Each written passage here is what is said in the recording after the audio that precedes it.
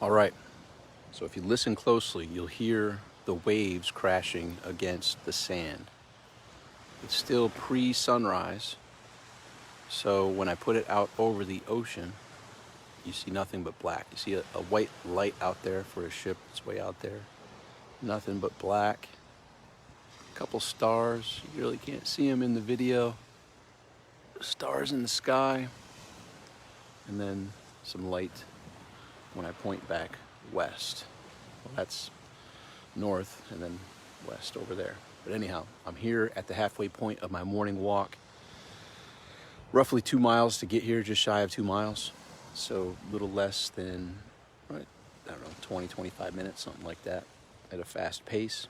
I get here, I set my intentions for the day, walk back, and get to attacking the precious moments of the day. So in doing so, there's only a few things that I can control in this journey we call life. At least from my perspective, I've narrowed it down to a few things. And a lot of people talk about time being our most precious asset. And time is equated to where we give our attention. And we're either wasting it or investing it. And my hope is, by you choosing to invest in this video, it will trigger some things in your mind to help you become the better/best version that you're capable of being. And so, what am I in control of? I can't control politics. I can't control what companies do or don't do. I can't control what other people do. The locus of my control is within me. And the locus of my control is within my environment, like what I have some impact on. And yes, I can influence other people by setting an example, by sharing words that might help them understand my perspective, but it really ends with me. The only thing I can control is within me. And what's within me that I can control? I can, from my perspective and my experience, control my thoughts, my words, and my actions. And I will throw in a fourth one. By doing so, and when I choose to control my thoughts, my words, my actions, which also default back to where I give my focus, where I give my attention, I have control of where and what I give my attention to. And there's a statement by many wise people for thousands of years that say, what you give your attention to grows. And if we watch I would go recommend watching on YouTube, looking up Earl Nightingale, The Strangest Secret. And I'll summarize it, but I would highly encourage you go to YouTube and search for Earl Nightingale, The Strangest Secret. It's the first audio gold record. And it was describing what he found was, from his experience, the greatest secret, which is we become what we think about most of the time. And not most of the time, where sometimes we do, sometimes we don't, but where we give our attention to and what we give our attention to most of the time is what we become. So if we set our intention and give our attention to becoming a healthier version of us, if that's what we're focused on, and if that's what we're giving our attention to, our thoughts, our words, and our actions will be in alignment with that, and we will be a healthier version of us. So once again, the strangest secret in the world is we become what we think about most of the time. So if we're giving our intention and attention to that desired outcome, whether it's in the health arena, the relationship arena, or the financial arena, or any other arena in between those, if that's what we're giving our intention and attention to, it will grow. So we control our thoughts, our words, our actions, and attention, intention. And by choosing to control our thoughts, words, and actions, we can also control our emotions. And in essence, the financial journey is an emotional journey. This journey of life, if we could narrow it down, is in essence an emotional journey. And guess what? Life doesn't care. Life doesn't seek your approval. Life doesn't check in with you to say, hey, we're thinking of doing this. What do you think? Should we or shouldn't we?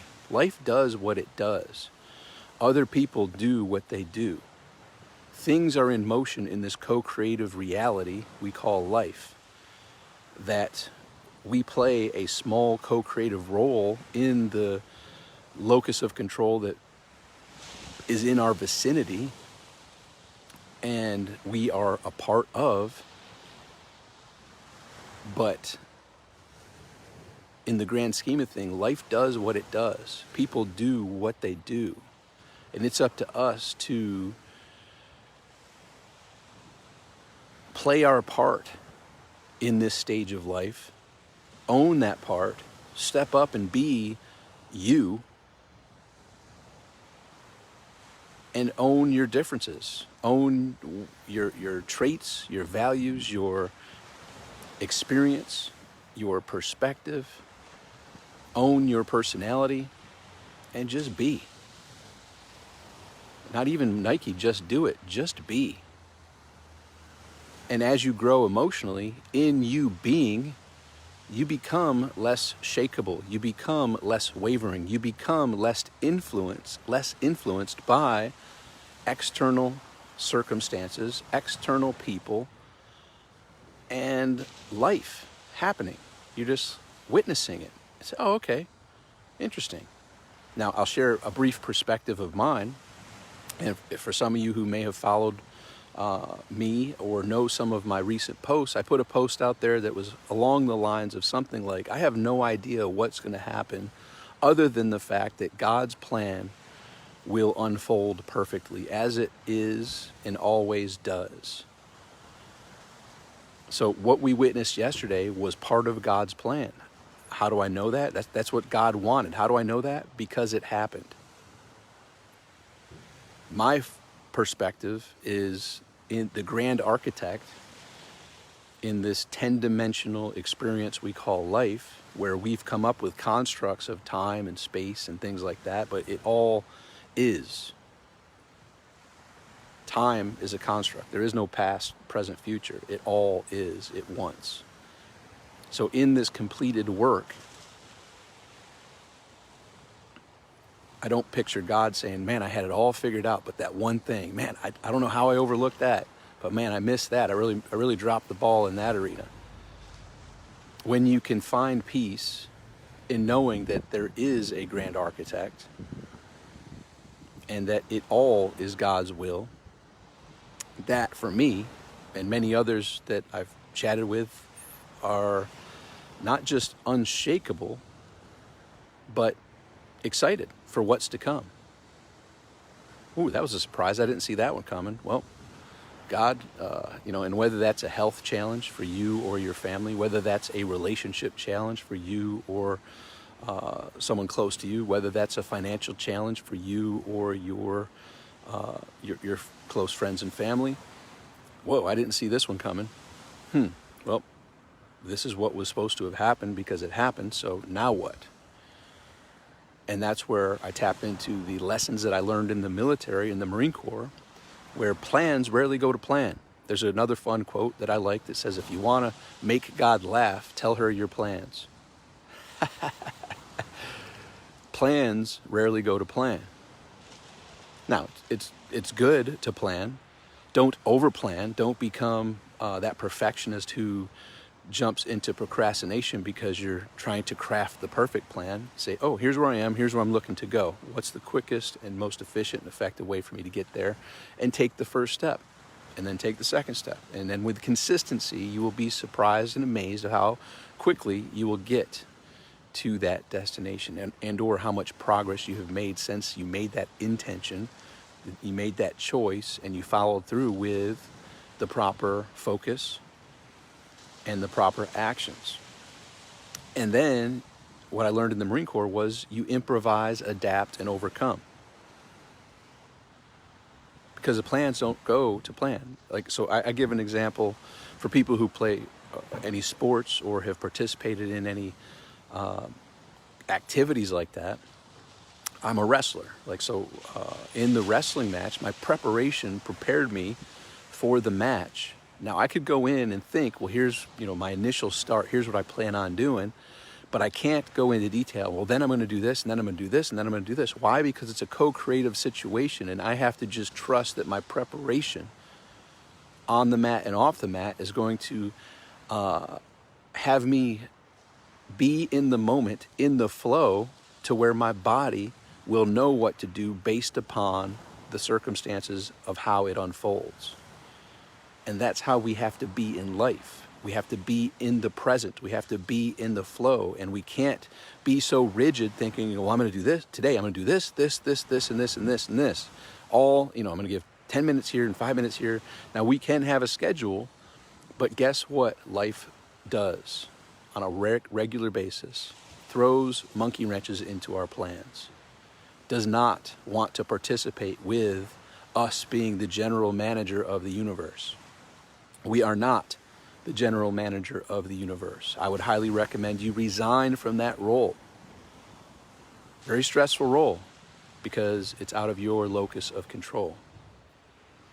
I would encourage you to listen to some of these nuggets of wisdom that I've learned in my 48 years of being a top performer, of being a national bicycle champion, being a top wrestler, being the #1 honor man out of United States Marine Corps boot camp. 28 years ago, to this day, I was 2 weeks into United States Marine Corps boot camp, roughly a 12-week journey of hell for most.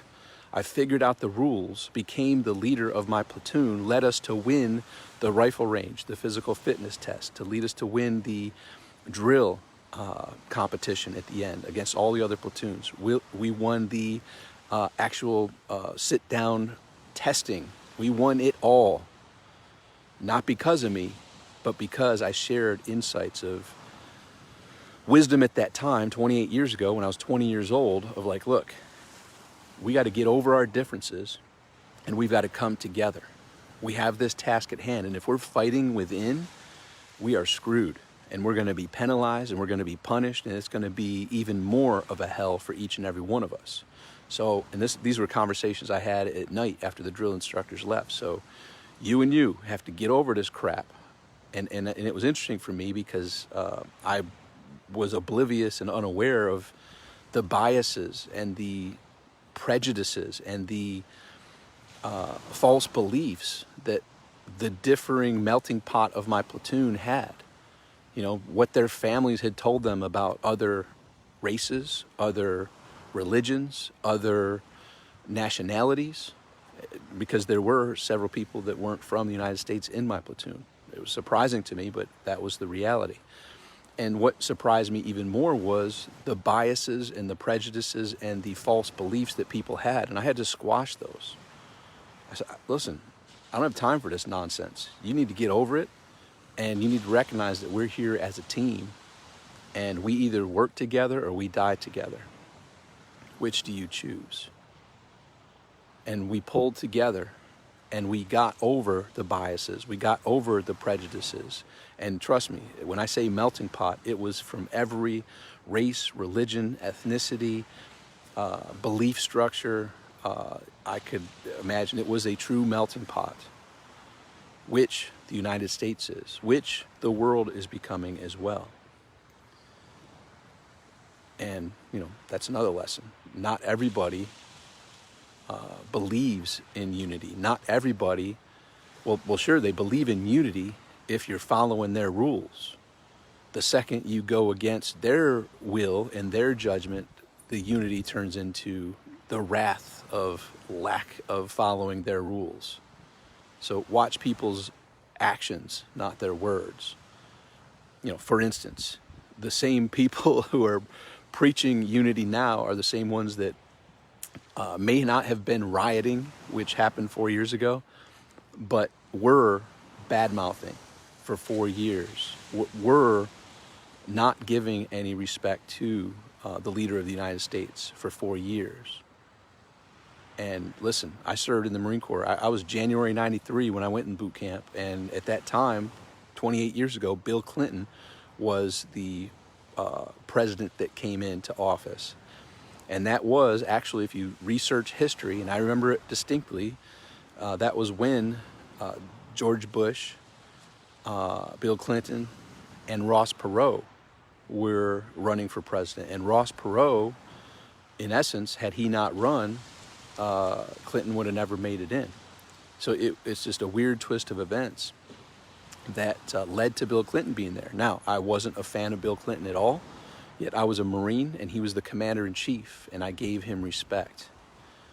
I did my duty and was willing to lay my life down for defending and protecting the Constitution against enemies, foreign and domestic.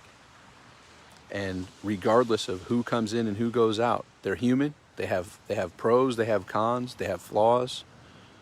But in that seat, they are, the analogy of they're the captain of the plane. And guess what? If I'm on that plane, I want the captain to succeed. May not appreciate all the attributes and values and ways that captain is, but I see the role that person is in, and I want them to have the most success possible. And so that occurred, prior to me joining the Marine Corps. That's when the election was determined, and then a couple months later I was in boot camp, and that's when Bill Clinton was put in office.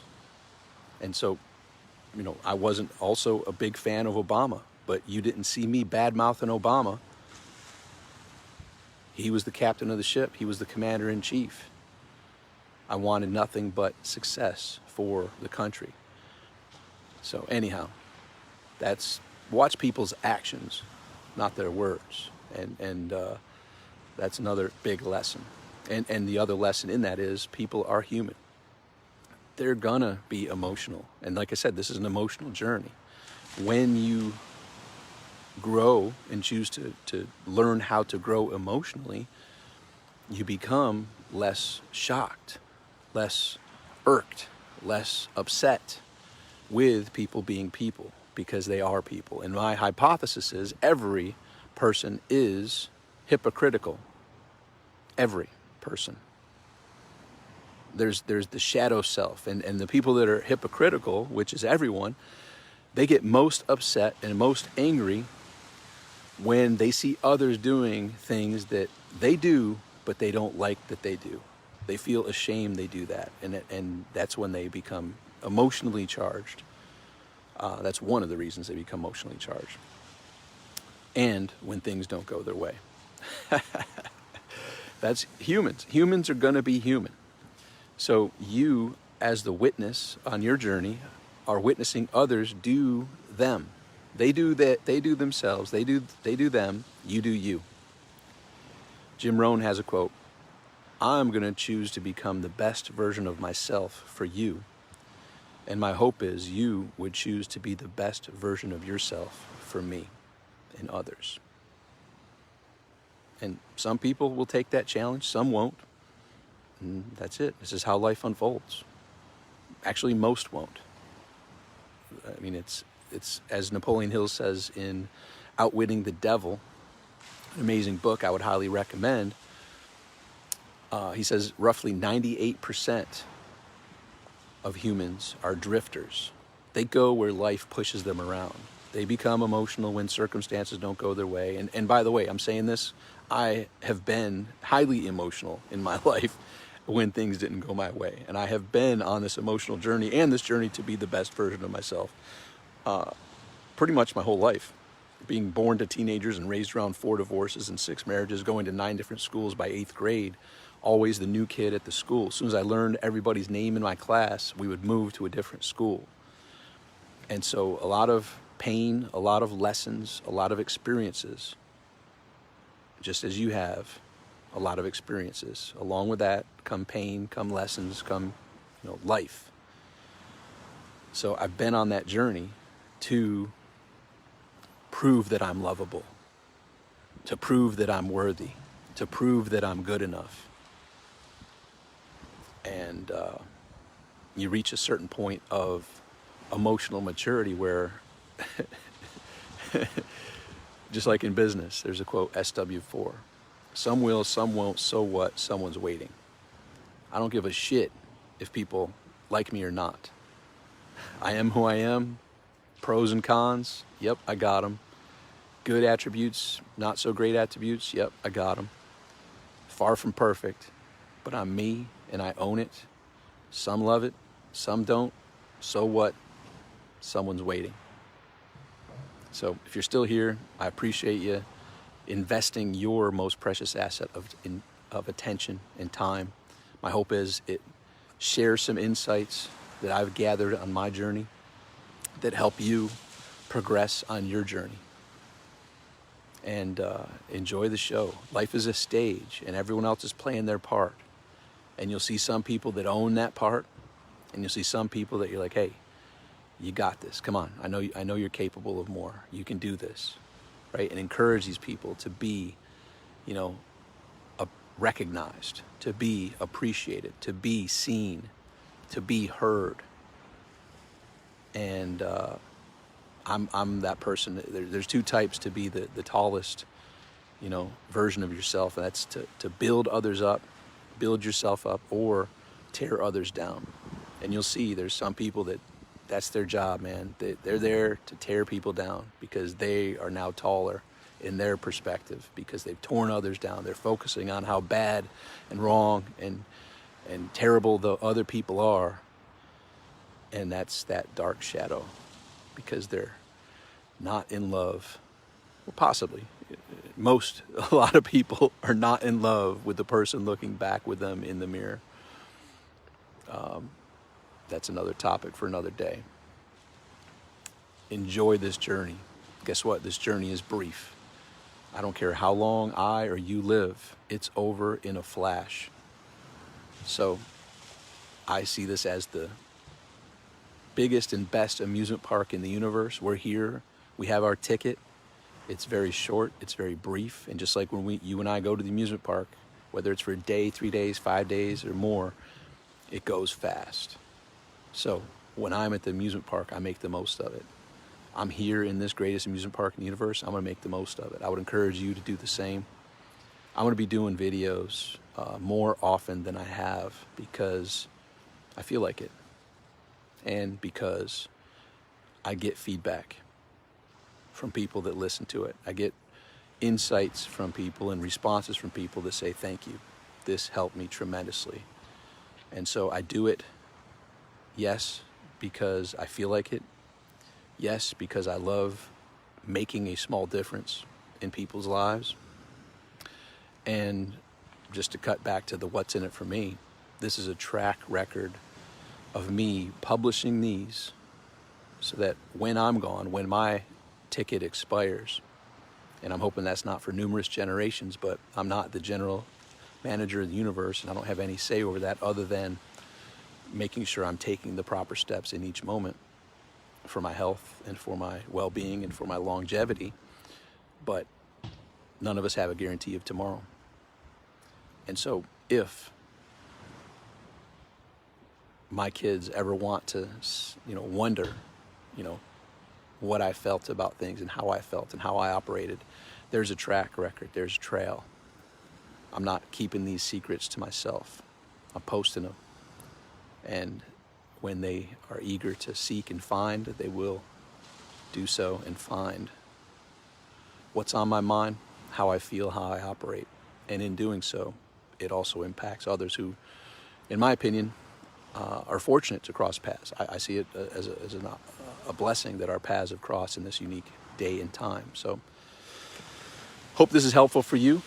Recognize this is a brief journey. Go for it. Step up. Be your best. Don't let the external circumstances bog you down, slow you up, and hold you back from getting clear on what's yours to do. Setting intentions. Where do I want to be 3 months from now in my health, my relationships, my finances? Where am I going to make some changes? What plot twists am I going to put out there? And watch how what you give your attention to grows. How, just like I said earlier, The Strangest Secret by Earl Nightingale, we become what we think about most of the time. What are you thinking about most of the time? I'm thinking about joy, adventure, passion, happiness, love, all these good things. And life is amazing. The best is yet to come. Your best is yet to come. If you enjoyed this, go check out my YouTube channel at tombeal.com, TOMBEAL.com. Make today great. Bye for now.